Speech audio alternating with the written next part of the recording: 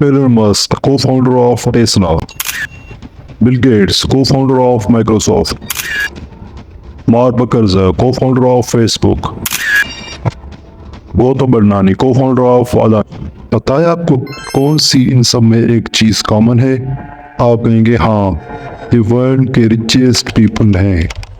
तो बिल्कुल आप सही कह रहे हैं कि वर्ल्ड के मोस्ट रिचेस्ट पीपल हैं, लेकिन एक और चीज कॉमन है जो मैं आपको अभी बताऊंगा। उन्होंने खुद को एक ऐसे ट्रैप से बचा लिया जिसमें आजकल प्राउडली सब जा रहे हैं।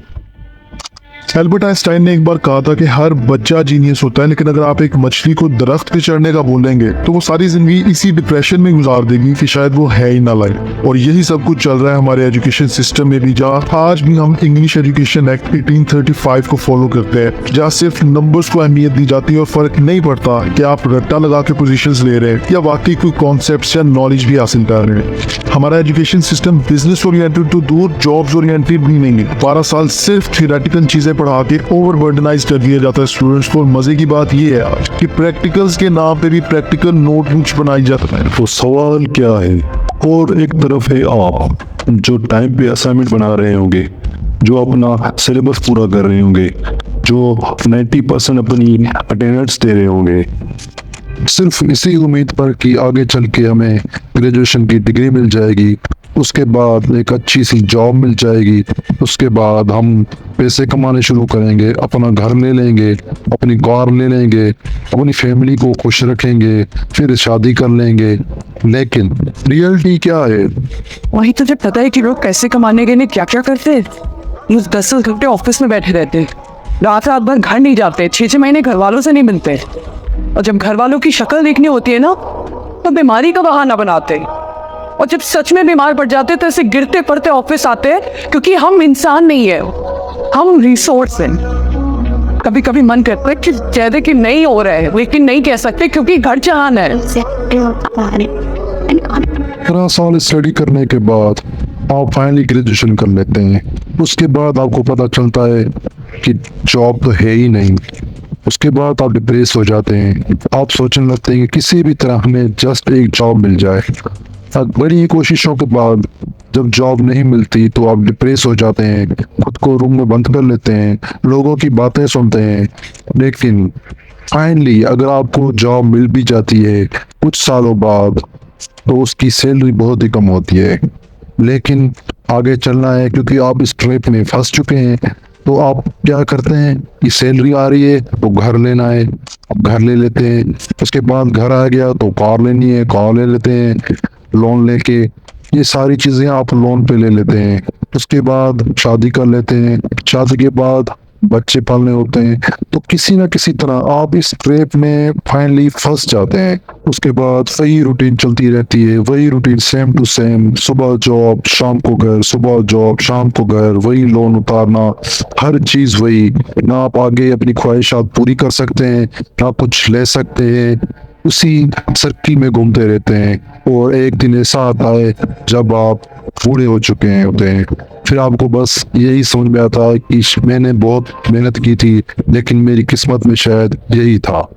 तो ये ट्रेप कैसे हुआ, मैं आपको हर एक चीज वाज़ेह करके बताता हूँ। जरा 2 मिनट मेरे साथ रहिए और जानिए।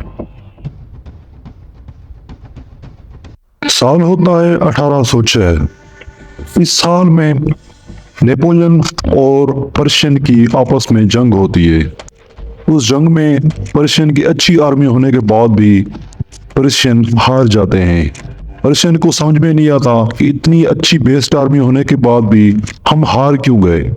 लास्ट में रिजल्ट क्या आता है?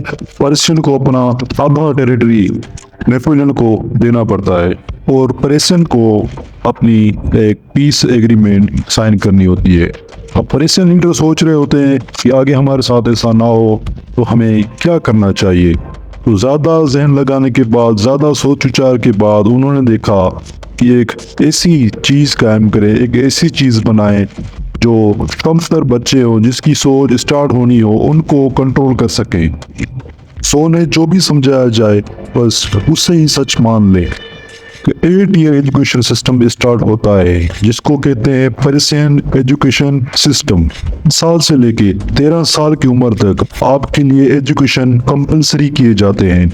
इस सिस्टम का मतलब क्या होता है? इस सिस्टम का मतलब होता है कि आने वाली जनरेशन ओबीडिएंट हो, जो हुक्म दे उसको माने, अपनी ओनर की बात सुने, उतना ही करें जितना उनको बोला जाए without any question. 8 year education उन बच्चों को सिर्फ इतना ही समझा रही थी जितना वो उनका ऑर्डर माने विदाउट एनी क्वेश्चन, और लास्ट में ऐसा ही हुआ।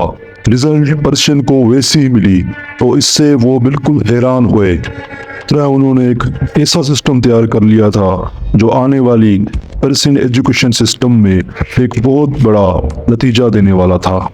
उस दौरान एक और चीज था जो तेजी से फैल रहा था। गेस कीजिए वो चीज क्या होगी? साल 1840 में इंडस्ट्रियल रिवॉल्यूशन बहुत ही पीक पे था, तो उन्होंने सोचा कि इसमें कौन से लेबर होंगे जो काम करेंगे। मीन्स उनको लेबर नहीं मिल रहे थे काम करने के लिए। तब के लोग जो भी थे वो एग्रीकल्चर पे डिपेंड कर रहे थे, वो अपने हाथों से आर्ट्स बनाते, वो अपने हाथों से काम करते और किसी की गुलामी ना करते। तो उस हिसाब से तब उन्होंने सोचा कि ये पर्सियन एजुकेशन सिस्टम हमें यहाँ पे भी लाना चाहिए। तो तब तक पर्सियन एजुकेशन सिस्टम ऊपर तक जा चुका था, तो उस सिस्टम को लेके सब ने कॉपी करना स्टार्ट किया, सब ने फॉलो किया और सब ने वैसे ही किया जैसा वो सिस्टम बना हुआ था।